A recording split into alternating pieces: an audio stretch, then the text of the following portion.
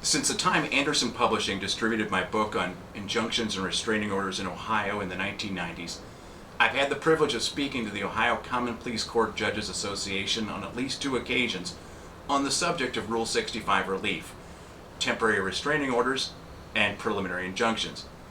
But after 2 decades of practice in this area, there still arises questions about the distinction between a temporary restraining order and a preliminary injunction. Frequently, judges will say, I don't grant this relief ex parte. You'll have to give notice to the other side. And in most occasions, that's appropriate. But if the case proceeds with notice being given to the other side, then it is no longer a temporary restraining order. A temporary restraining order is intended for that limited purpose when notice to the other side would actually frustrate the very purpose of the relief being requested, and such notice can't be given. Under those circumstances, the TRO is appropriate for its limited duration.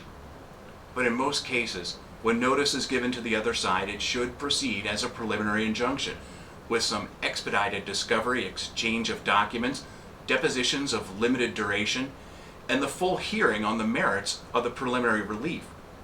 The court can consolidate trial in the merits of that injunctive component, so the court doesn't have to try the case twice.